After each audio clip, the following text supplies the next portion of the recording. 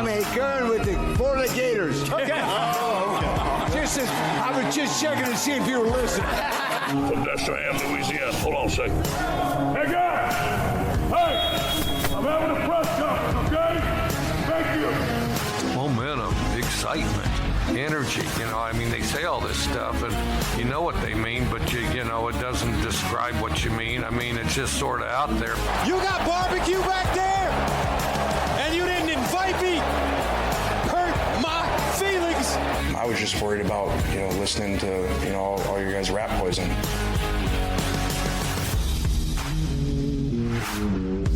Welcome to Sideline Judgment. Here are your hosts, Sergio and Tyler.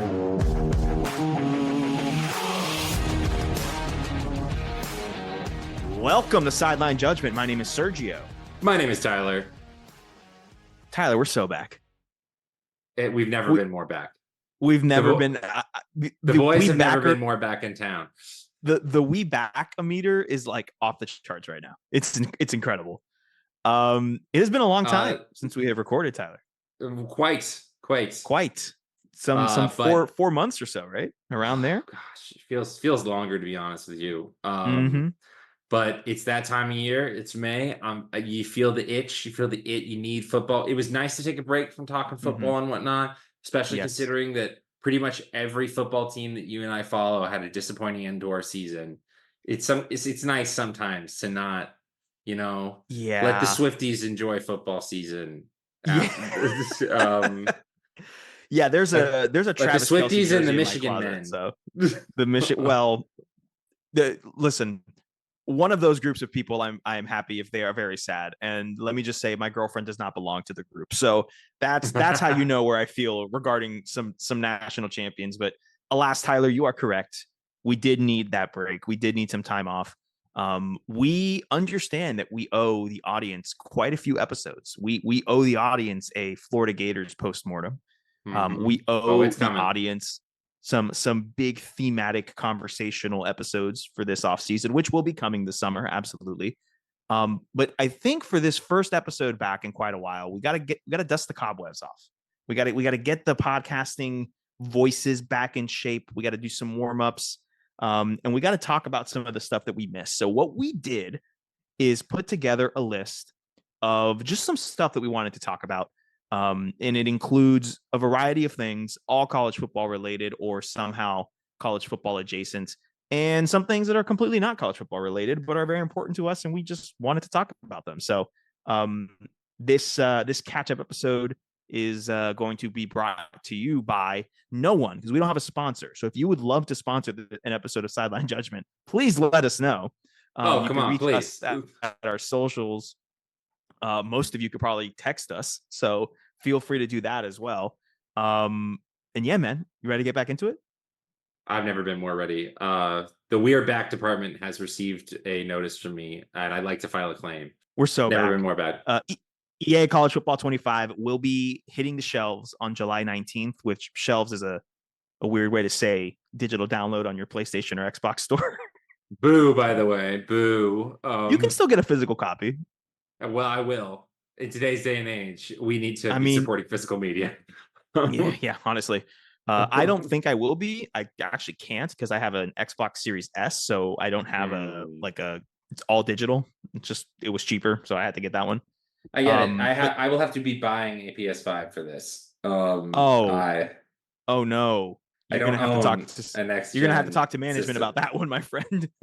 I have already seeded it in. I have been like, hey, if I get a job that I'm looking for this summer later, if I get a full-time, this is my present to myself. Yes, absolutely. I will say there are some really cool things. Let's talk about it really quickly. Obviously, July 19th is the day. The game will be released for PlayStation 5 and Xbox Series X/S. Those are two different systems, but they run the exact same type of game, so that's why they split them there. Tyler, we are getting the return of some of the most important game modes that we've had. Obviously, we're going to have Dynasty mode, but the fun part there is that we're going to have an online Dynasty mode where up to 32 players can compete against each other on and off the field. So that's fun. Road to Glory is going to be back. Road to the College Football Playoff, and College Football Ultimate Team, which has been quite a divisive feature on the internet. Where do you stand with the Ultimate Team situation, Tyler? The existence of the Ultimate Team does not bother me. It is more of the business practices associated with it by EA in regards to Madden, which I mean, I haven't bought Madden recently or anything like that, but I know that from what I hear, and this is a general state of the gaming industry, that a lot of games are trending more towards microtransactions, and Ultimate Team is the way that Madden does that. Is that everything in the game is geared towards that? It is geared towards microtransactions, buying like player cards and whatnot, which is fine if that's something you're into. It's one of those situations though where it's like what I like about games, what I feel like a large population of people like about games are not necessarily represented in that feature. It's more so like I Dynasty mode is more the focus and things like that, which from what I hear, the team behind this game is full of a lot of like college football people, and Dynasty mode is the focus. Unfortunately, like you got to be realistic. There's no way that they're going to make this game and not put a college football Ultimate Team mode. Like, I'm sorry. I wouldn't even ask them to do that because that is throwing money on the floor. Like, but it's nice. It is nice. The hope is that it is not the focus. The Dynasty mode and the Road to Glory, which are fan favorites, are the focus of the game, which is what we hear. We won't know until the game comes out. But yeah, I think it's not so much the existence of it, but the over reliance of it, or the insistence upon it. It's very similar to general conversation in college football about like just an over by these big corporations and big TV networks, and over exaggerated insistence on big high profile games with high TV viewership, when that's not what the heart of the sport is. No, it's a cool part, I think, but I think you're right in terms of this team really feels like they care about it, because I'm looking here on the site, on EA's website, looking through all the features, and they make a big point to mention the iconic atmospheres and pageantry and traditions, commentary and broadcast. I do want to point out that the first line in iconic atmospheres is "From the big house to the swamp." So there you go. Ayo. But you're right. It seems like the team behind the creation of this game and the devs on this game were college football fans first and foremost. There's that tweet that went around last week when the trailer was released that showed, not only did it show Michigan stiff arming an Ohio State player, like a Michigan player stiff arming an Ohio State player, but it showed Illinois holding up the trophy of whatever the Illinois-Michigan rivalry game is, and it's a trophy that Illinois hasn't won since like the early 2000s. So then you look into it, and like the director, like one of the creative directors of the game is a Michigan alum. That's just so perfect. Yes, which those are the kinds of things that actually give me a lot of hope that this is a game that has been given a lot of TLC, a lot of tender love and care, and like you said, they're putting a lot into Dynasty mode, a lot into Road to Glory, because those were the reasons why the old college football games persisted. I have a PlayStation 3 that has one game, and it's NCAA 14. And it's literally, I only keep it because I every once in a while play that game. And I don't play it for the online features. I don't play it for the microtransactions, which, by the way, Ultimate Team was originally in NCAA 14. So this isn't a new concept to the college football gaming franchise and gaming structure.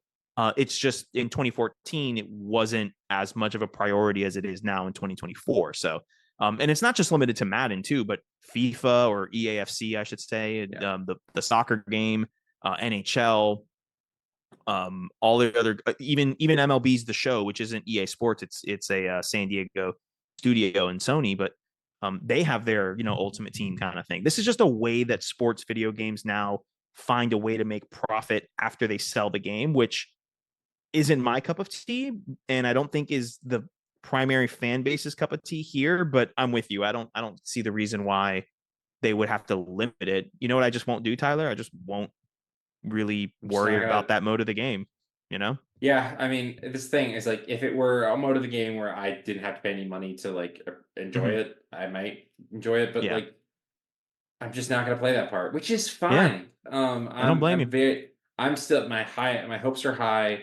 We've already starting to figure out online dynasties with people, and so I wanted to mention that before we moved on to our next topic, because online dynasties is coming up to 32 teams. or 32 players, I should say. And by 32 game operators, because players implies the players on the field. But this is a mode where we're going to be able to recruit against, play against, explore the transfer portal against groups of friends. I will say something I did learn, Tyler, and I haven't said this to you since we started our recording session here, or before we started recording on purpose, because I wanted to tell you on the pod. I don't know if you know this, but the cross-play features, meaning PlayStation 5 playing with an Xbox player, cross-console play, while there is cross-console play online in this game, it is not included in Online Dynasty. So it seems like you can only have an Online Dynasty with people within the same system family. So Xbox with Xbox and PS5 with PS5. So I would urge you and try to convince you, Tyler, to get an Xbox Series S, which is going to run you much less money than the PlayStation 5. And that way we can have an Online Dynasty. But I also understand you want to spend that much money on a system. You want to get it for the games that you would want to play the most. And maybe you're more of a PlayStation guy. That's okay. We'll just have to keep an Online Dynasty where it's you against me. We'll play every week online, and we'll keep tally on our, pen and paper on our own. That's fine. That's okay too. Yeah. But that was something I found out literally right before we started recording here. I did hear about that, and it is genuinely tragic. Well, I think that's something that they probably put in there. I don't know if they could do it. Maybe it's a server issue because you are storing data and information rather than just kind of playing a game one-off. But I'm sure that that's something that they can market and advertise for EA College Football 26. Yeah, it's a small part of me, the cynical part that's like, is that just a scheme for money? But regardless, I have a question for you. When you start up your first Online Dynasty, what team will you be taking? What low-level team you're going to build up to be a dynasty? Well, excuse me. Those are two different questions. The answer to what team will I be taking is going to be FAU, but they are by no means low level. So please put some respect on our name there. Honestly, I'm thinking I want to start in the South, but I don't know. I truly don't know. The question I have for you is, what's going to be your first play? What's going to be my first play? Yeah, I tweeted what mine would be. I know what mine's going to be. Well, it's very simple. It's 4 verts out of 11 personnel. Take the back, split them out wide so that the defense declares. You just chuck that bad boy. Set the tone. Incorrect. Set the tone. The answer is taking a delay of game penalty in honor of those games that we lost. That 10 years of college football video games we never were able to get. That's the real answer. And then on the second play, you run HB angle. Come on. Running back shark wheel. Please, running back shark wheel. Yeah, one of the two. So I love it. Listen, I'm very excited for this game. I know you are very excited for this game. This might be the game that gets me to I was legitimately thinking about doing some kind of gaming streams for my NHL 24, because I find myself to actually have been proved a lot in that game, especially playing online against others. Maybe I just bite the bullet. Maybe we do a sideline judgment dynasty mode. Maybe we do that, and I film it and I upload it to YouTube, and maybe we kind of get some action on the YouTube channel that way. Who knows? I ain't got no problem with that.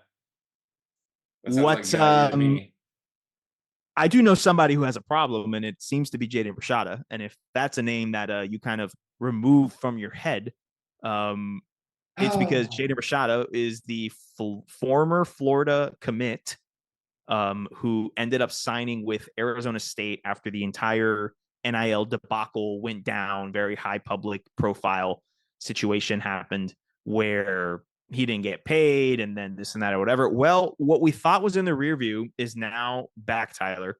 Not only did Jaden Rashada transfer from Arizona State to the University of Georgia, he is also suing one Billy Napier, head football coach of the University of Florida Gators, and the Florida Gators Collective for, I guess, whatever stemmed from that contract and deal breaking down, whatever that means. Yeah, I've been looking into this a little bit. Important to note, the actual university itself is not implicated in this in any way. It's simply between Billy Napier and the collective. And it seems like the actual bulk of the lawsuit is more about the amount of money that Rashada lost by not signing with Miami because Mhm. of the promise and the takeaway. However, there's also, I think, a lawyer came out that said that their deals had it was like the paperwork of the deal had that either party could back out at any time. You know why, Uh, Tyler? why? Because the state of Florida is a right to work state, meaning that if you're going to do employment, which I know that there's this false idea that college football players are not employees, but they are in everything but name only.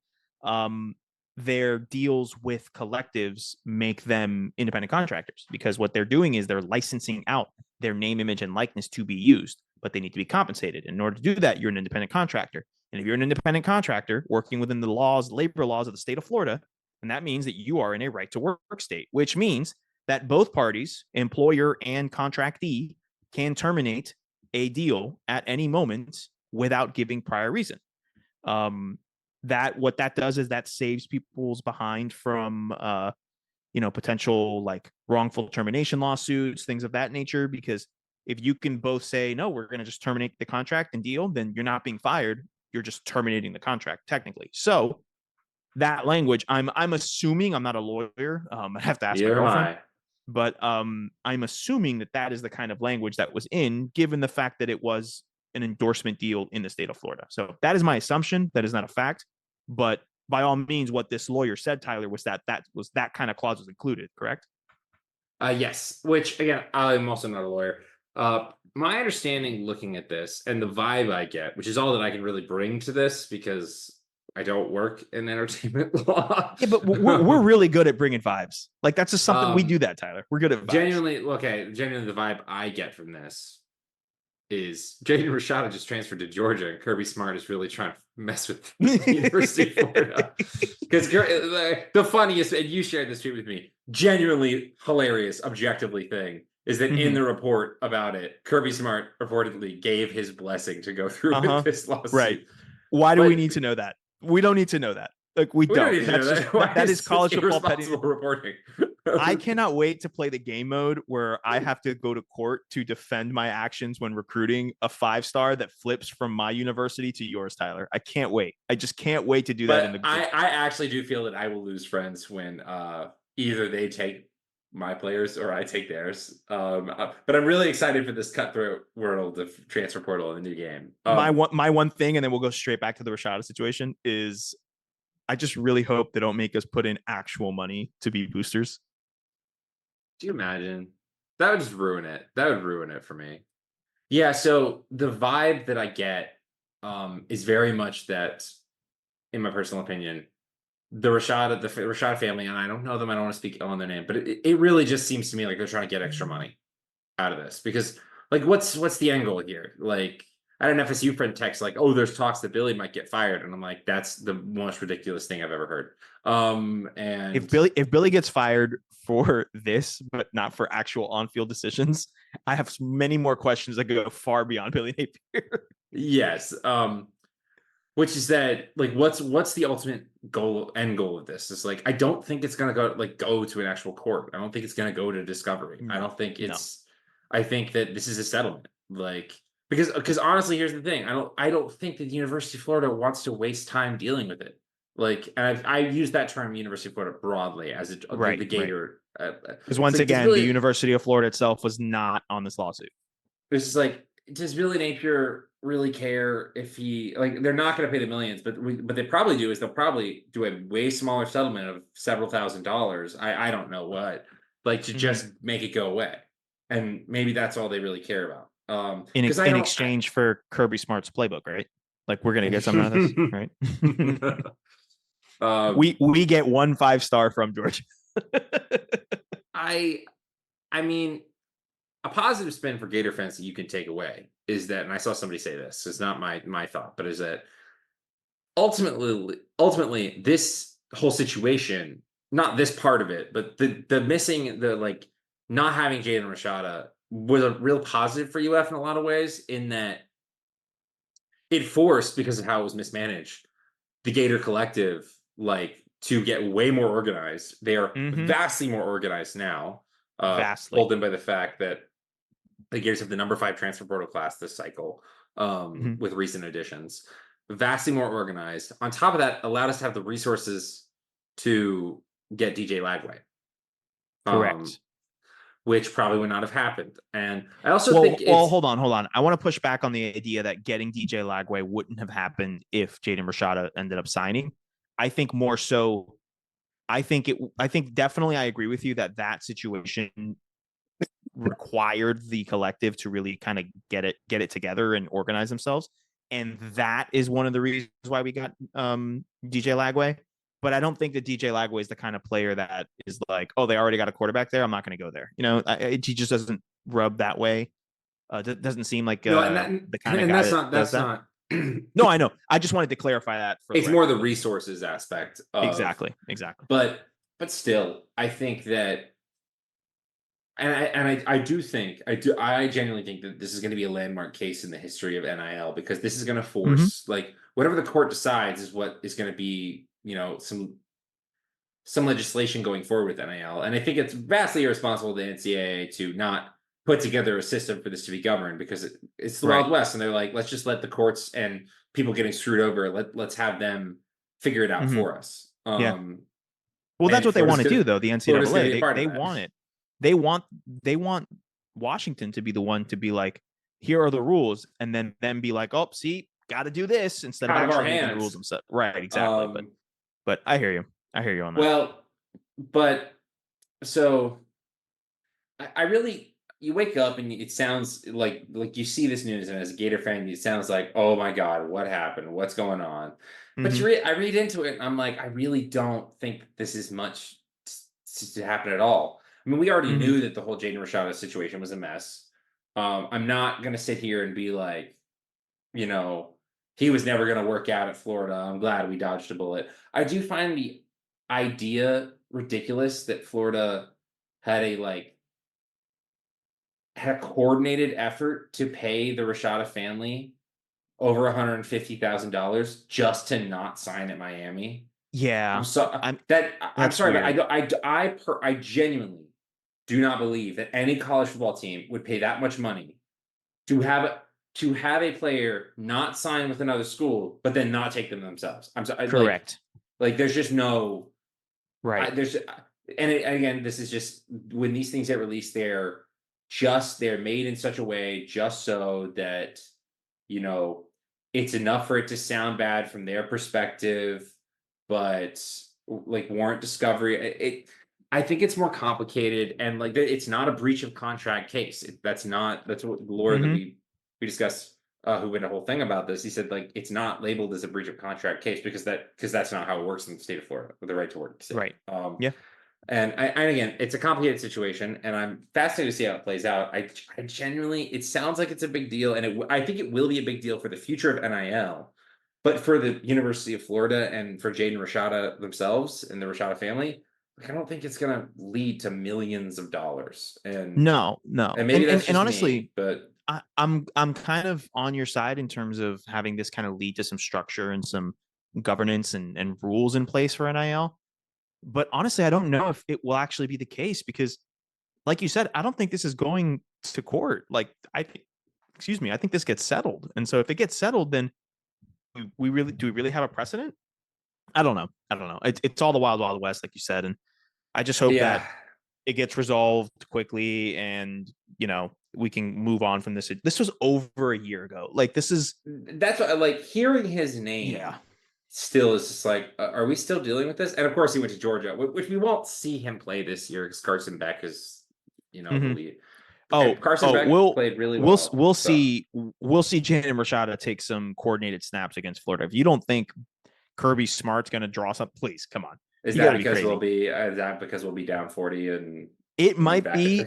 Yeah, right. It might be the only snaps that he sees all season, but I think he's going to play in the Florida game. Mark my words on that. Okay. All right, let's move forward, Tyler. The college football playoff will be expanding to 12 teams this upcoming season. This will be the first year that we have it. Very excited about that. But there are rumors whispers, unconfirmed reports. I don't know. All but confirmation. Everything but confirmed that they will then again be expanding in 2026 to 14 teams, which, Why? I mean, I'm not against expanding to the 14 teams because, as you know, I would like to have the playoff be an actual playoff. It's just the specifics about this. Like, the hold up to the announcements and stuff is that the SEC and the Big Ten, there's rumors that they want to have guaranteed spots. And like that defeats the whole purpose of a playoff, in my opinion, because if a conference is going to guarantee, and more than just the champion, I should say, because right now there's guaranteed spots for the champions, but that is a reward for winning your conference. It is a competitive reward. Right. But if you're just going to say, hey, 4 SEC schools and 4 Big Ten schools are going to make it regardless, and then the other 6 spots you guys can fight over yourself, that's, to me, not a sporting. That's not in the integrity of sport. It's the consolidation of power in the sport. It's just the big two is happening, and I hate it. I hate it. As do I. I like the idea of being rewarded. Hate is a very strong word, Tyler, and I hate it. Yeah, I mean, yeah. It's just like we finally have like a good thing, in my opinion. Okay, we haven't seen it play out, but I really do think the 12-team playoff is a good thing for the sport. I agree. And it just, and the idea that like 2 years into it, we're gonna be like, actually, we don't want that. But like decisions made before even seeing one of how it plays out. You know, I don't know. I would think if they went, if this is, I can't speak today. If it was this time next year and we'd already seen a 12-team playoff play out, I would be a bit more understanding. I'm like, okay, they saw what they saw. They had an idea of how it was going to play out. Well, they wanted to. Yeah, this is blatantly for money. Like, yeah, because they're not waiting for results. They're not exactly. They can't even hide behind that. Like, right. Not that I do hope. Not that we wouldn't be able to see through it, but like they're not even attempting to hide. It's yeah. And I hope that this doesn't take away from the excitement from that's the thing it's always something with college football. I love it to death. I really do. It's my favorite sport. And I love the connection that we have with it and the environment and basically just read the EA college football press release. That's reasons why I love the sport, but it's always something with the sport where we can never just enjoy something that we have. We're always thinking beyond it. Like we can't just enjoy the 12-team playoff that we're going to get for the first time ever this fall, because there's always going to be a consistent conversation about, but remember in 2 years, it's going to be 14. So it's going to be, we can't just have something. Can't have a good thing without enjoying that good thing. So we had to mention it. We had to make sure we set the record straight of our opinions in terms of why they're doing that. But listen, I'm going to choose to enjoy this 12-team playoff that we're going to get this fall. And we will be having plenty of conversation about the 12-team playoff later on this summer, talking about maybe, teams that we might hope can get a first playoff berth because of it, and, things of what we're going to expect and structure. So we'll talk about that later on. Just wanted to mention that there. Tyler, you wrote down here Dabo's commitment to the bit, which I died laughing when you said to me before we started recording. Very exciting. It is our transfer portal discussion. You were the one who kind of wanted to bring this up and talk about it. So I will cede the floor to you, Tyler. What are we talking about regarding I just wanted to shout out the fact that Dabo, they didn't take any transfers. They pretty much only lost guys, and his defense of that was just like, well, we did take transfers. We took high school transfers. Like, we're all transferring one day. Like, full face, his commitment to the we will not take transfers is insane to me. Which to you is more Dabo? Is it we did take transfers, we just took transfers from high school, or is it we do have NIL? It's the Lord's name, image, and likeness that we're building this program. I mean, that is outrageously more so okay. So the Lord's name, image, and likeness bit is outrageously more like Dabo, funny, crazy, I can't. It's Dabo coded. Yeah, it's so Dabo coded. However, the only taking high school transfer thing is more outrageous in the sense of Tyler. I gotta correct you. High school transfers don't exist. Those are called recruits. They're called recruits. It's not called high school transferring. It's called recruiting. Him calling them that that's more outrageous in the sense of like, hey man, like this is your job. Like, Uh-huh. like I'm not gonna really like. You could still work out with the like name, image, and likeness bit because but like seeing his attitude towards this, I'm like, hey, that's like not gonna work. Right. This is No, like yeah. you admitting to not doing your job the way you should. Well, you And know how they say it's you cut off your nose to spite your face? Like, I feel like Dabo's decapitating himself. Like, it does feel this like is that a not little going to bit. go well for him.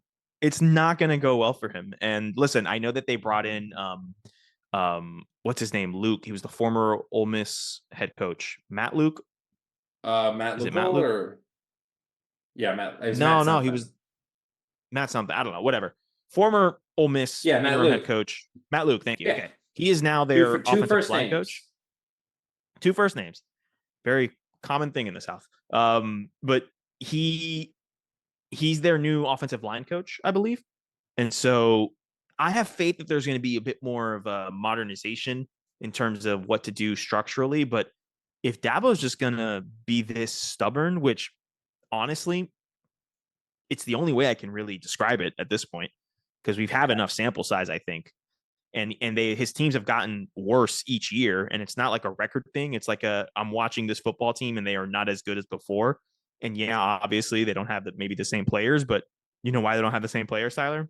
Because Dabo doesn't want to use one of the most readily available talent acquisition methods in college football, which is a transfer portal. So, and the other thing too is that I would love for them to live in a world where they didn't need to take transfers. I mean that should be me too. that should be every team's goal, is not to even need the transfer portal. Mm-hmm. But they don't recruit like that. Like they recruit but even really if you well. do recruit they like that, really Tyler, well. But yeah. Georgia is the recruiting at the level that we're talking about, and they're still taking transfers. Yeah. It's because the best teams do recruit the best coming out of high school. That is for sure. But great teams also understand where they have a significant the difference between, especially, and we're going to see this now with the 12-team playoff. This is something I've been thinking about, Tyler. But the difference between like what constitutes a successful season now, right? That is a question I think that we should have a conversation about in this summer, because at what is successful, and that is different for each program, right? I personally think for the Florida Gators, right, which is a team I feel like I know the best out of the rest of them, if the Gators make the playoffs, the 12-team playoffs, and sneak in a success. Are you kidding me? That is an incredible season given the surge. Rousing success. We know people who dare I say a lot of people owe Sergio apologies success. So Sergio and Tyler. Excuse me. One of us did not renounce our not in a recorded format. I did not. I was just trying to. Hey, that's right. Hey, if Billy Napier's allowed to pull a offer, I'm allowed to pull an unrecorded. as long as you don't sue him when the offer falls through. I would never. My point being, you're right. You're right though, because I have definitely abandoned ship more than you. But a little, yes, definitely. No. I've been quiet, but I've been quiet because I've been silently trying to pool my resources and figure out a plan how to get forward. Yeah, exactly. Scheming. Exactly. Thank you, Tyler. No, but seriously, the success is going to be different for teams next year. And the great teams, I'm talking the Georgias, I'm talking the dare I say LSUs, given the talent they have, your Michigans, your Ohio States, your big time teams, taking in a high level transfer to fill in a spot that you just don't have ready yet. Maybe that cornerback is just a year away, or maybe they're talented, but they're a little small and they got to get in the weight room. So like you got to be able to find players to bridge, and it's much better and much more reliable. We've seen this in college basketball for a long time before the open transfer portal world, but it's much easier to get the guy who played 3 years at Bowling Green and was one of the best at his position in college football. Maybe call him up, Dabo. Maybe you need that secondary. Give him the shot to play at that big level high college football that you're talking about. And it's just a good pathway for these players to get to the draft as well. Like, it only helps you. I don't see why he sees it as a negative, I guess is my point. You can't build it off of just one thing when you have everyone else utilizing this other thing. At that point, you're just being stubborn and dumb, in my opinion. Well, I think too is that like with Dabo, he built Clemson by being a certain way that was a little different than everybody else, the development, the culture, and that worked for a very long time. The other part of it that I don't think he'll acknowledge is that they hit back to back to back on generational college quarterbacks. They hit Taj Boyd. Starting, they got Boyd. They got Taj Redacted. Boyd. They got Redacted. Well, okay, we can say Deshaun Watson. He was great in college. Well, okay, I don't know. I don't know if okay, he was great at football. I don't know if he was learning the sicko behaviors that he was the reason we call him Redacted. Taj Boyd, Redacted. 1 year with Kelly Bryant, who was great, and then who was good.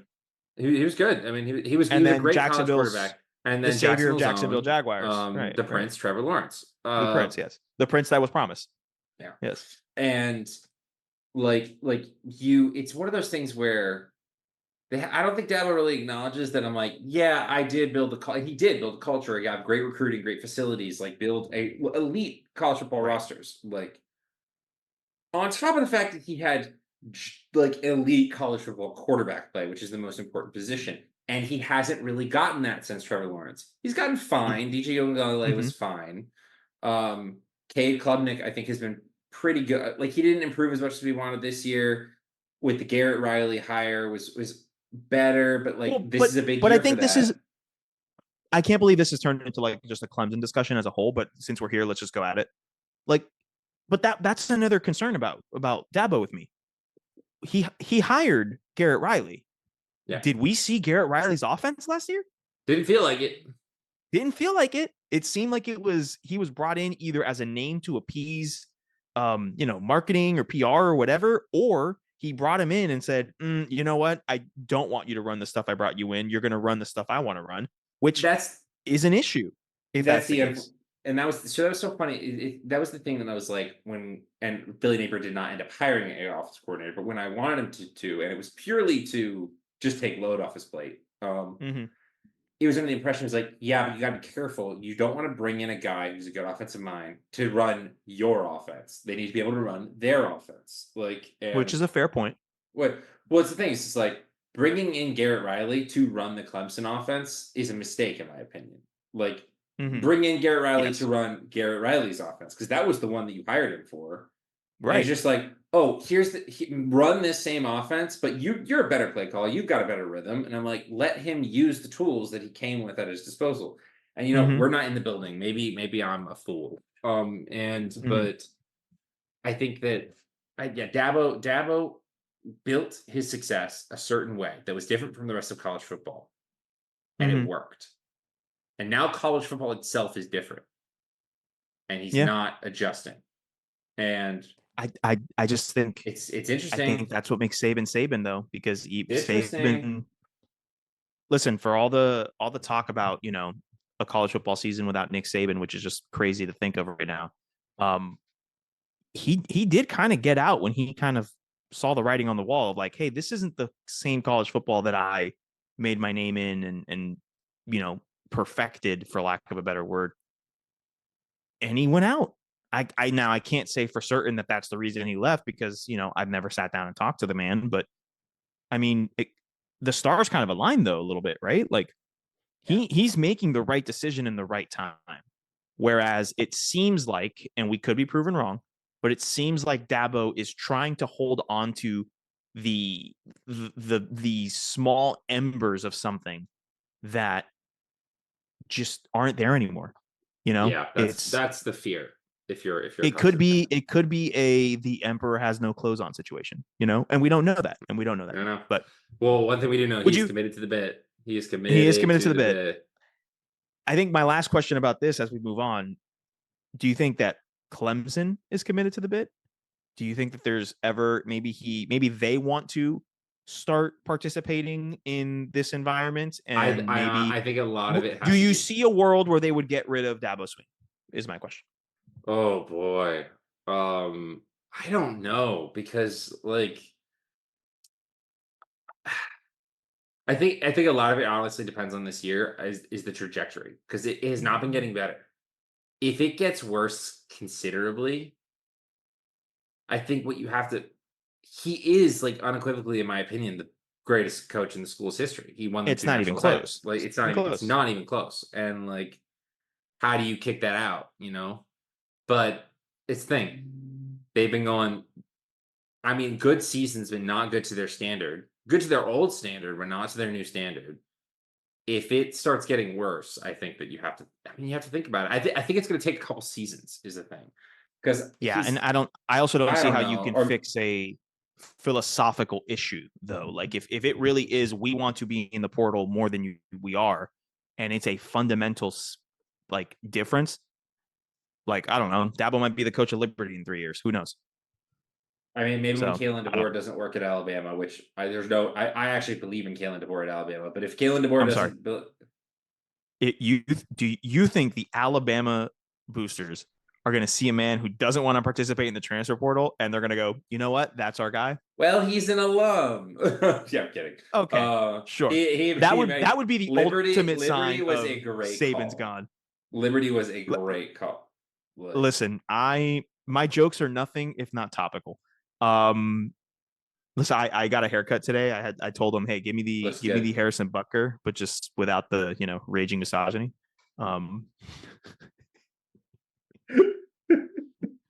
I got him, ladies and gentlemen. I got him. Now we're officially back. When I get you on some ridiculous thing, some ridiculous joke.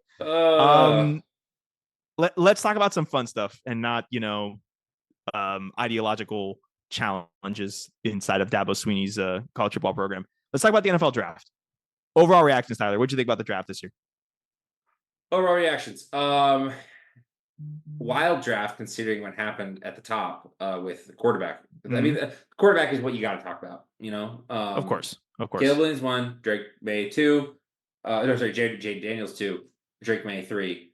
Michael Penix Jr. at 8, which blew my mind.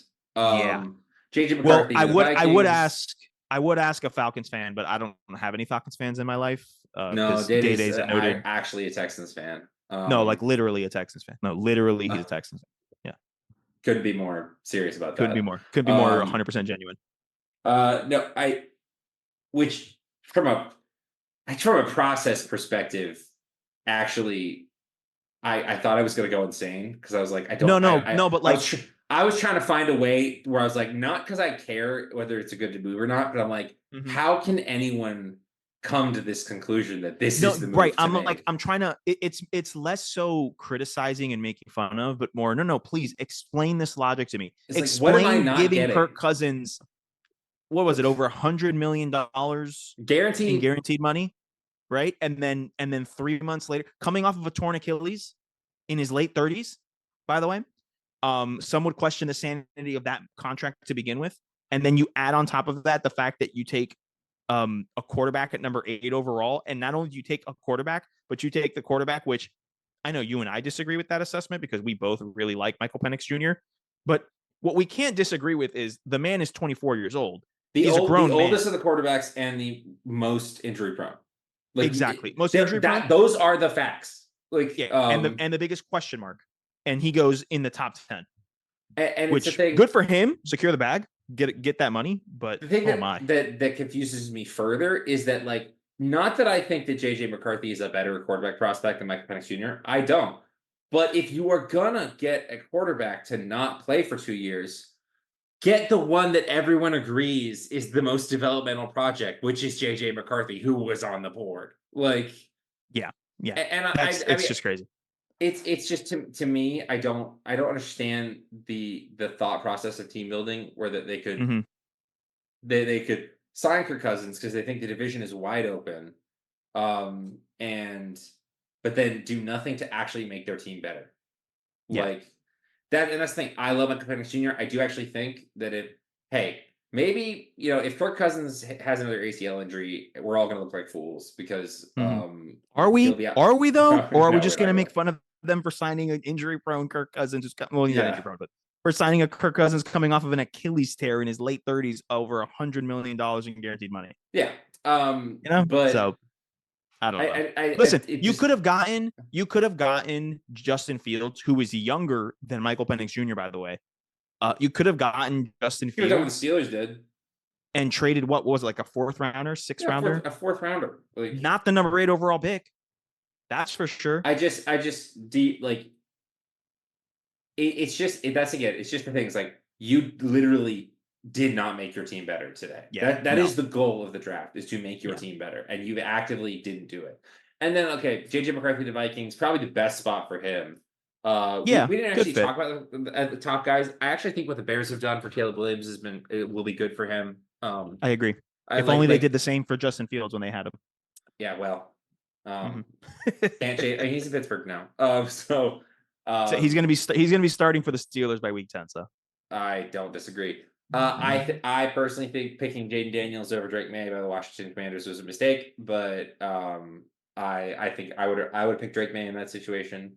And the Patriots get another what, Tyler? Another what? Another white pocket passer quarterback. Yeah. Drake May is actually pretty athletic. No, I like Drake May. I just don't like that now. I have to dislike him now. Like it's by contract. I have to. But the thing, I really worry about. It's funny. Washington is doing what they literally did with RG3, where I'm like, wow, he is electric, had an amazing season. Genuinely, I hate to put this against the kid. Can his body hold up? Because he literally, he got taken out of the Alabama game, and he gets people talk about this. Lamar Jackson is actually muscular and whatnot, and Lamar Jackson is generationally good at avoiding hits. When he's running. He's actually really good about not taking the hit, sliding at the right time, getting out of bounds. Yes. I was like, Jaden Daniels, he's not a scrambler. He just runs, and he gets blasted. And I'm like, I just don't. And he's got an incredible arm and is really accurate, and I like him a lot. But I agree with you. I don't know if I would have put that much on such a fragile body. I don't know. And then I think it's hilarious that Bo Nix. Sean Payton hates rookie quarterbacks, so he selected Bo Nix, who literally holds the record for the most games in college started. Yep. That was definitely a conversation in the war room. I don't know, should we? And Sean Payton's like, well, he is the most experienced college football quarterback of all time. So I bet you he said that in the war room. Yeah. I mean, overall, go ahead. No, please. Other overall reactions to the draft. I know we just talked about quarterbacks, but it's it being offense heavy just shows the direction that football is going in. Not that I have a problem with that necessarily, because we just showed last year was one of the better years for defenses we've ever seen. And so football is cyclical, but it's actually I think this is the amount of players that college football is producing. It's it's going to put more of a premium on defensive players going forward. But it's a bit, big offensive line class, very deep. What else? I don't know what the hell the Bills are doing, personally, and we can save that conversation if you want for a second. I forgot about that. I don't understand why you would even answer a call from the Kansas City area code. Yeah, I on draft night, I don't understand what you're doing. I understand trading back. I think. It's I genuinely do not understand. Listen, if you want to act like you're when Xavier Worthy catches a 60-yard touchdown to ice the Buffalo Bills playoff hopes again, that's what I'm saying. This is something that I see a lot more in basketball than I do in football. In football, teams really just kind of look after the exact thing that they need in the moment. In basketball, there's a lot of, I'm going to trade for this guy because I know that we're going to face this other team in the playoffs. And if they also get him, he's going to kill us. So therefore, I'm going to make a premium. I'm going to try and trade for this guy. There's a lot more of that chess, take pieces off the board, not to improve your own roster, but to decrease your opponent's roster. And if you're the Bills, and if you're a Bills fan, and if you're delusional and you think that you are really truly the biggest threat to the Chiefs in the AFC, which isn't true, but if you want to believe that, sure. Why would you want to make this trade? They are literally your number one competition to get out of the conference and play for a championship that you will never play for. I don't get this. You made it harder on yourself. I don't even care about the moves going forward. Like, out of nothing but pure spite, you should have just told them to piss off. Like, No, I know. Obviously, like, please, we're both petty kings over here. Like, we love when our sports teams do petty things, but like, take that out of the equation and just use logic, which clearly is something that NFL teams lacked in this draft. But like, why would you, like, logistically, that doesn't make sense to me. Why you would want to do that? Like, forget the pettiness. It's just not a smart football decision. You know what I mean? Yeah. So I don't know. And everybody's moved on from it because Keon Coleman is a meme king. But Yo, hey, I listen, hated that man when he was in college because he went to Florida State. Love that man now that he's a pro. Even though he's with the Bills, love that man now that he's a pro. It does go to show, Keon Coleman does go to show, and I feel like this. I get every time the draft comes around, I feel so proud of these players. It's like really, it's a college football event more than it is an NFL event. I believe because correct. like I agree. And I know that's why we talk about it on this podcast because we believe that. I know that sounds insane, but truly it is graduation for these guys. It's and we'll talk about our team specific thoughts in a second. But like, I think that it's really a college football event. But I think one thing that I will say, the NFL draft always does. And like it's more so the post couple days that I think college football will never happen, but I think they should. Is that like I just love all the new things we learn about these players, the new access we get given, because like colleges run their little towns like little fiefdoms that they don't like let their players talk to the media or let their players like be filmed or be shown. And you learn all these cool things about players' personalities, cool different things about like there was like a player who got drafted and on a call with the team, his brother, who is an oyster scientist, and I think University of Florida alum, like just went off about like, you know, how much he loves his job. And I'm like, what, like things like that, I don't feel like get put out in college football because all of these programs are so terrified of information getting out, God forbid. Right. And I do think it's one of those things where like NFL franchises kind of are mandated to have to have these things. And it's kind of nice that we get to learn things about these players' personalities. Like, and so I agree. I think it's a great idea that the league does, which is a rare thing to say that the league does something right. But let's talk about our aforementioned teams, Tyler. I think my favorite part of the Jaguars draft was watching Tony Khan wear a neck brace because the night before on AEW Dynamite, which was live from their spiritual home in Daly's Place, the amphitheater. Is it next to? It's literally like attached to the stadium. Okay, connected to. Okay, makes sense. Because they obviously Tony Khan, son of Shad Khan, owner of the Jacksonville Jaguars. Tony Khan also owns and operates and runs AEW, the biggest competition in professional wrestling to the WWE conglomerate. And they had a show in Jacksonville the night before where Tony Khan took a pile driver as part of, you know, the storyline that these two guys were the EVPs, Matthew and Nicholas Jackson, the Young Bucks. They put him in a pile driver, and everyone was saying, "Oh my gosh, the NFL draft is tomorrow. Tony has to sell this. Like, you have to keep kayfabe alive." And it was one of the funniest things to see him doing an interview with the neck brace on, and every once in a while wincing, going, like pretending like it hurt him to move. It was the best. It was pro wrestling at its absolute finest. And I absolutely love that. Phil Simms had to legitimately ask Tony Khan a question and say, "So you took a Tony Khan driver last night?" Like, speaking of the moves that happened, it was great. Anyway, sorry, I just had to throw in my little pro wrestling there.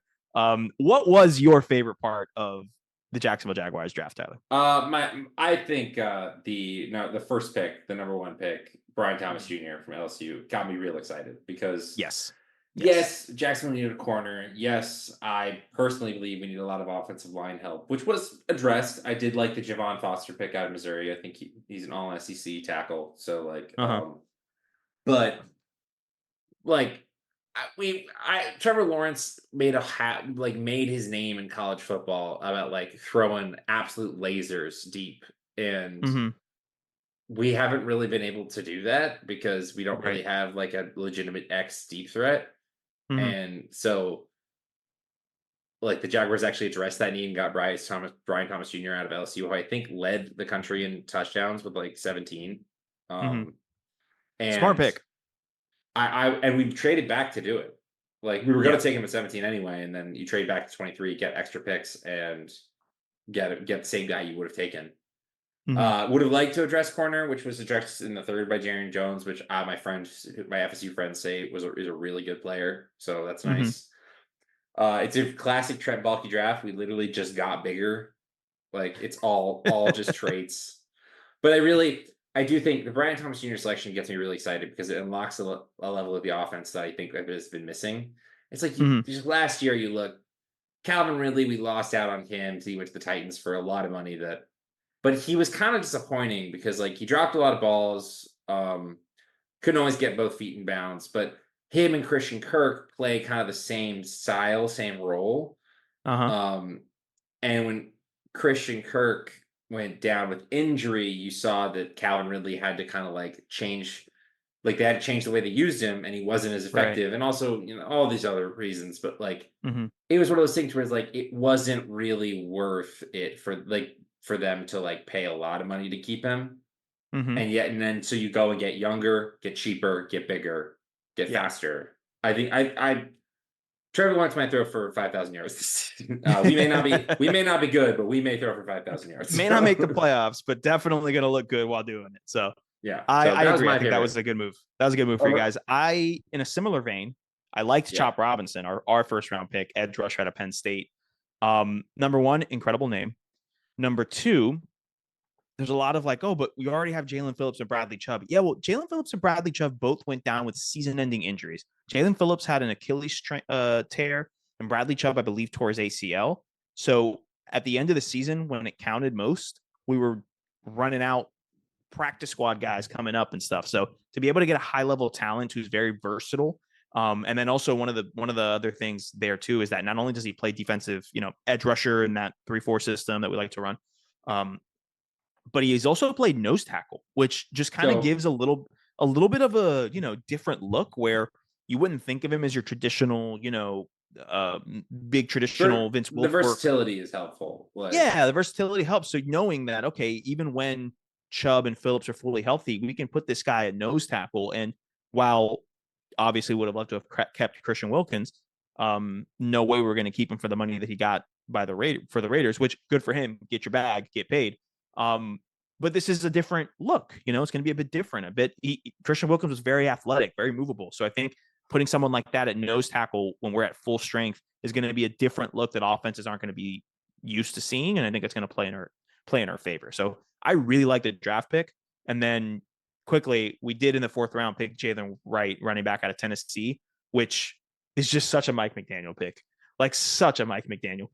I absolutely loved it. It was all right, Mike. Here's one of your toys. We can't give you a 1st round toy, but here's a 4th round toy that you can make work. He runs a 4.2 340. Have fun.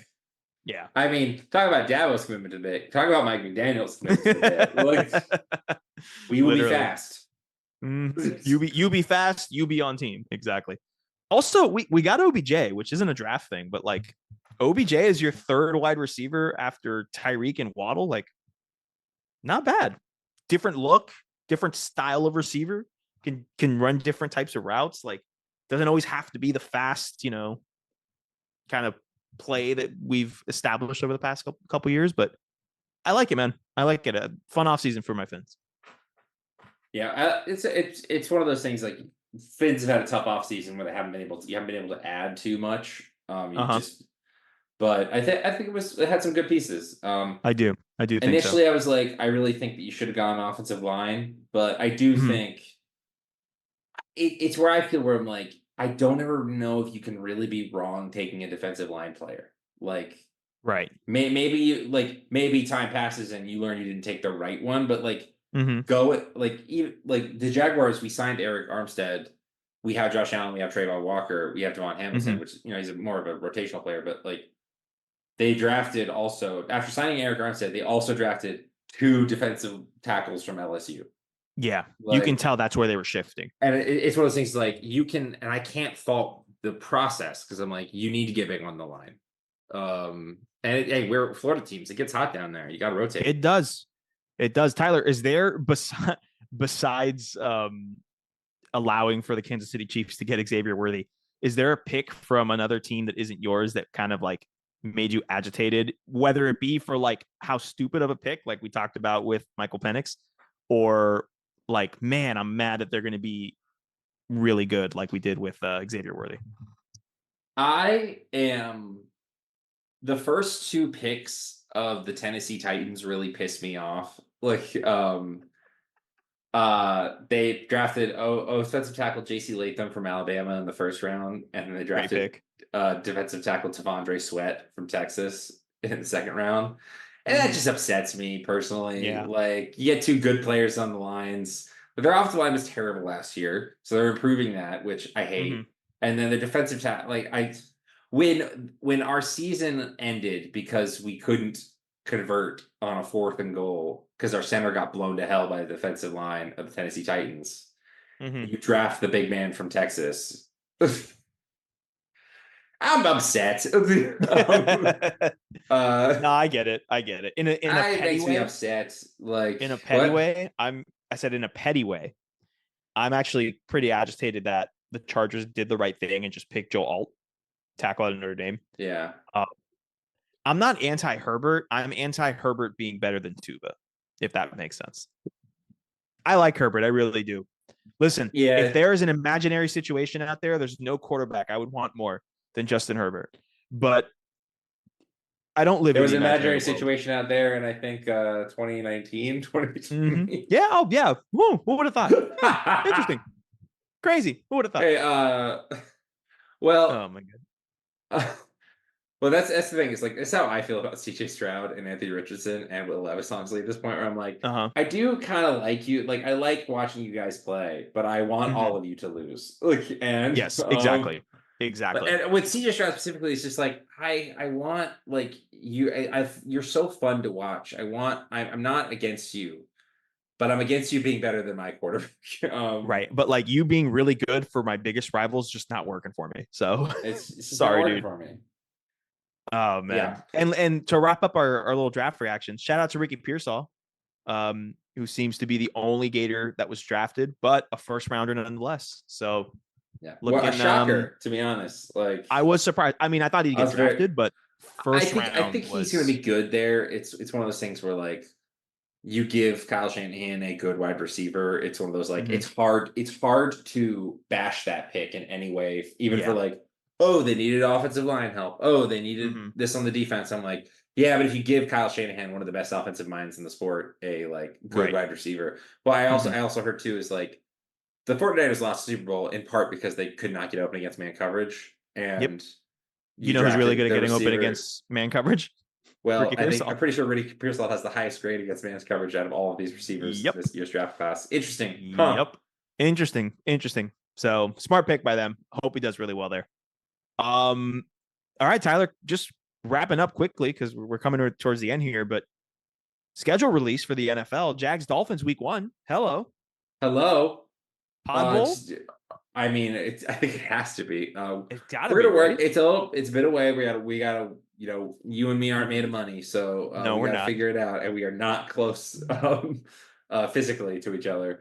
No, but I mean, I'm torn because when I saw that game when it got released, I was like, oh, it's so cool that we're playing them this year, and I'm also like, oh, it's simultaneously the best and worst time to play the Dolphins is week 1. Yes, correct. Like, you're possibly the healthiest you're gonna be. No, we're definitely the healthiest we're gonna be. Yeah, the fastest, the most dangerous, but like also your offensive line is lost people, may not have gelled. We have a completely new, full gas in the tank defensive line. So, and I'm like, okay, that's the healthiest we're ever gonna be. Right. And we have a new defensive coordinator. So do you guys. And new I'm just fascinated. Like, yeah, it's going to be an interesting. I don't think that the result of that game is going to be necessarily indicative of both of our seasons. I mean, it might be like if the Dolphins win and the Jags lose, it might be Dolphins good this year, Jags bad, vice versa. Could be Jags win, Jags good this year, Dolphins bad. But I don't think it's going to be fully week indicative. one. It's the same way in college football. But week one does not typically actually really matter that much. Like it, and it's going to matter even less this year in the 12-team playoff. But like, it doesn't necessarily matter against the records, but it is important to win early. In your season. So you got to bank them when you can, and getting them early is always better than getting them late. Yeah. So with you there. September's a long way away, so we will see. All right, Tyler, we wrote this down, but I don't know if I feel comfortable even saying those words there. It's like, if you could just read from the document. I don't like. Yeah. We put down talking about the roast of Tom Brady, which I only brought up because I feel like it was personally insulting that they did not invite Sergio de la Estrella to this roast to just lay into Tom Brady.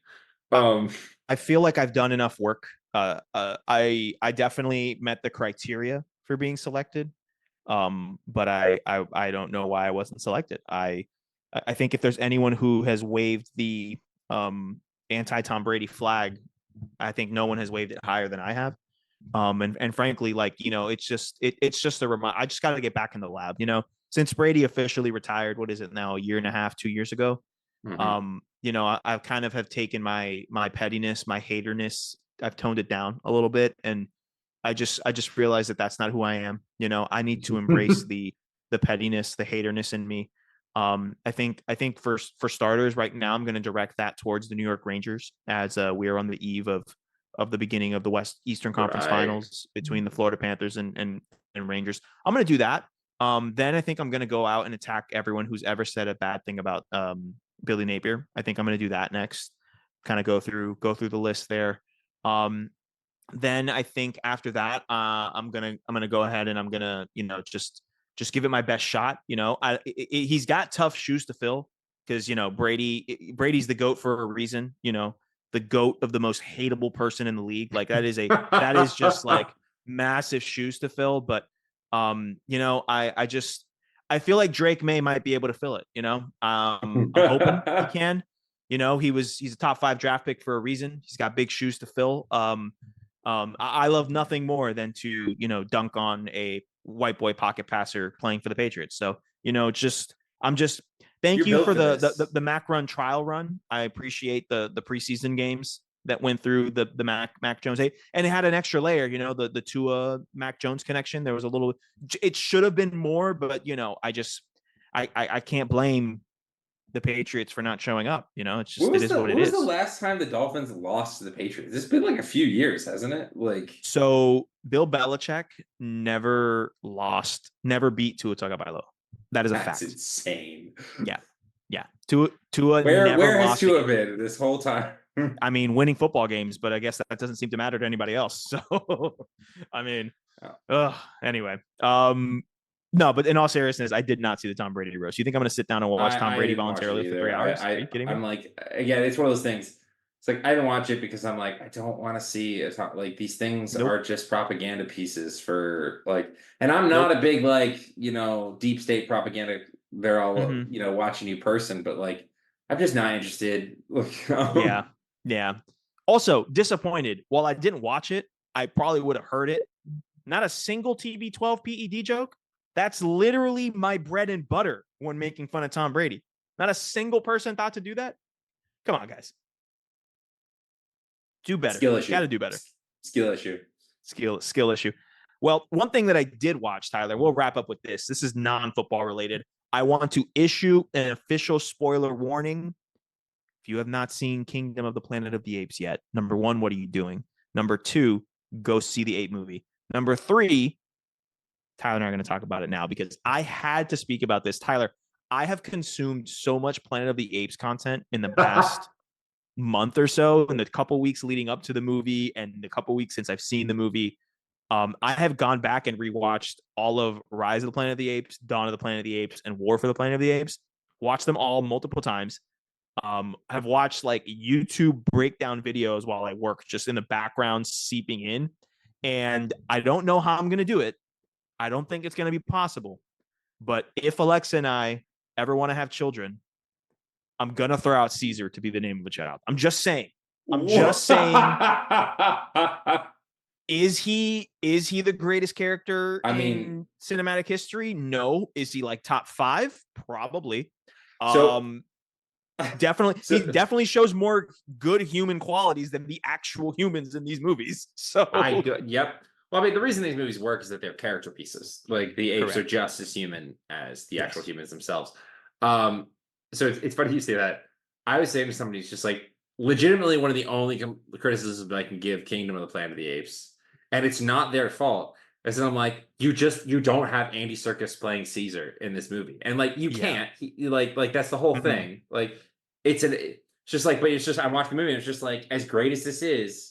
That extra 1% is missing is the fact that Andy Serkis was turning in Oscar-worthy performances this season. Literally, Like, and that's not That's not hyperbole. Like when you go back and you watch those, obviously there's now 10 total Planet of the Apes movies, but we're just talking from the reboot on. So from Rise, which came out in 2011, I think. But that movie forward, like those movies are. And you know me, I'm not like a IP kind of person, right? I'm not a big Marvel person. I'm not a big DC guy. I'm just IP of that magnitude. I'm not a big Lord of the Rings guy, which I know you are. I know you love those and everything, but it's just not my cup of tea. I think they're great movies. They're good. I just not my cup of tea. Absolutely. The Apes movies I'm in on. And I think it's because not only are they just good cinematic pieces, like in Dawn of the Planet of the Apes, right? When Koba shoots Caesar and he sets the like treehouse. It's not a treehouse, but you know where the apes live on fire. And there's that scene of him grabbing Blue Eyes, Caesar's kid, and like embracing him with the flames in the background. Like that's just A+ movie making. That is just cinema and cinematic techniques that are just firing on all cylinders. Incredible movies. Matt Reeves, take a bow. Dawn of the Planet of the Apes is a masterpiece, in my opinion. It is. It is one of my absolute favorite movies. And I think part of the reason is because it is, like you said, these movies are not about apes. These movies are about humans, but they are showing us both the good and the bad of who we are, because humans are apes. We are one of the great apes, right? I've also done a lot of apes research as well on YouTube. I know that there's 5 types of great apes. We have bonobos, which is what Koba is, although they're very kind and gentle and friendly. And see, I remember when the movie came out that was the thing, because I worked with bonobos did you at the zoo? Yeah, when I worked at the zoo in Jacksonville. A little bit. I don't know if I've explained this lore about myself on the podcast. I have never known this about you. You didn't know this? Like when I was in high school, I was a volunteer assistant zookeeper. That is incredible. I did not know. I worked at the Jacksonville Zoo. And so what can you tell us about bonobos? Bonobos are so we didn't actually have any chimpanzees, but it's funny because in that movie Koba is a bonobo and the good guys are the chimpanzees, but chimpanzees are remarkably more violent in the actual like wild. Bonobos, while still crazy and will kill you, way more peaceful and kinder and gentler, and they all have like darker faces, like which I think is something that is so incredible about these movies, that they place these specific species of apes where you make the chimpanzee, who's more violent, be the one represented by Caesar, who is more level-headed and calm, and you have the naturally calm and peaceful, relatively, bonobo, which is in Koba, be the one who's driven to anger and all the dark side of humanity. And I think that those are intentional choices that are just so fantastic. And I'm just very glad that we get this universe back, because in Kingdom of the Planet of the Apes, the latest movie, I saw it in IMAX and great big screen. It was incredible, and it sets things up for the future. I highly recommend people see it, but I want everyone to realize that like these movies are about humanity. These movies are about humans. These movies are about how we as humans interact with one another, the good that we can have with each other, but also the bad that we can have with each other. So I really enjoyed it, and I just wanted to take this moment to tell people to please go see Kingdom of the Planet of the Apes. If you haven't seen those reboots, Rise of the Planet of the Apes, Dawn of the Planet of the Apes, War for the Planet of the Apes, that is an incredible trilogy. That is Caesar's story. That is in just incredible storytelling and filmmaking. So highly recommend everyone watches it. And that's I mean, all I got there with the apes. It's so we literally in our D&D group we're discussing this, and Jordan, my former roommate, good friend Jordan, hadn't seen any of them. And we had all just seen Kingdom of the Planet of the Apes. We're talking about it, and we're all saying like, you have to watch these movies. And my friend Christian goes like, Koba is one of the greatest movie villains ever. He's Absolutely. he's on the par with like the Joker. Like he's Yes. incredible. And Jordan just like looked and it's just like, really? And all of us who had seen it were like, absolutely. Like no doubt in my mind. Like just is incredible one of the greatest performances ever. Yeah. I'm so happy that this franchise is back in my life, because it was something that I remember watching it. I remember watching all three when they came out. I remember going to see Rise with my dad. I remember my brother Diego, my dad, and I went to go see Rise. And I remember watching them when they came out. And honestly, like, I didn't have the appreciation for Dawn and War in the moment. Well, War definitely, because War came out in 2017. I was in college. I remember watching that and I was like, whoa, incredible. But Dawn specifically, I was in high school, didn't really realize the significance until I rewatched it later on and was like, oh, this is a masterpiece. Like, masterful film. Alexa hasn't seen them, but it's going to take a lot of convincing, because I don't know how I can convince her, like, hey, let's watch these movies about apes. Promise you they're going to be great. Yeah. We'll see how that goes. But yeah, man, I highly encourage that. That is part of our art we recommend consuming segment, which we made up. I got one more thing to recommend, and then I'll pass it off to you, Tyler. There is one Billie Eilish song that came out on her album last week. It's called Birds of a Feather. And I don't think I've cried that hard when listening to a song in a long time. In a good way. Honestly, that song, I have a very hard time describing my true emotions and what I fully feel, specifically with like things as powerful as love. Like, I can try, and we all struggle, but that you can never fully express how much you love someone. I feel like I listened to that song, and like that to me is how like love feels to me. And I was like, wow, bawling my eyes out, like, oh, what a beautiful song. So everybody should listen to it. It's called Birds of a Feather. It's fantastic. And Phineas, her brother, her producer, oh my God, A+ production. Like, dude, not only can Billie Eilish, and she is singing, like singing, like oof, actual singing voice, control of her voice, like showing off how talented she is. Paired with her brother's production. Oh, this is something that probably Raul will only understand. I think there's a theremin at the end of that song. I don't know for sure. I haven't looked it up. But Dad, if you're listening, I think there's a theremin at the end of the song. I want you to hear it. I want you to tell me if you think that's true. Tyler, you're looking at me like, what is a theremin? A theremin is an instrument that is basically, thank you very much. A theremin is an instrument that basically the sound emitted goes off of frequencies within the room. And Raul could definitely explain this better than I can, and I'm probably butchering it. But the idea is that when you move your body with the instrument, it's like not radioactive, but like, it's like waves that are moving. You can change the tone based on how you move, because it's reacting to the space around it. I believe that's how it goes. So please don't quote me on that if I'm wrong, but Raul can definitely confirm for us. It's awesome. It creates a cool synthetic type of sound, depending on how you use it, how you do it. So highly recommend people listen to that song. That was it. That's my art I recommend consuming. Tyler, what's a piece of art you recommend consuming? Well, you had two pieces. So for me, pure self, what is it? Promotion here. Self-plug. Everybody should go watch Hacks season 3 on HBO Max. Yes. It's just coming out right now, because your boy worked on it. Worked on the whole show. It was a fun, hard but a fun show to make. My name's in the credits under set production assistants. Let's go. Funny show. Obviously watch the first 2 seasons if you haven't watched, but I only worked on season 3, but it's a great show. I'm actually a little bit behind. I haven't fully caught up to where it is just yet, but life is. But if you some of the shots in Vegas, you may notice me in the background.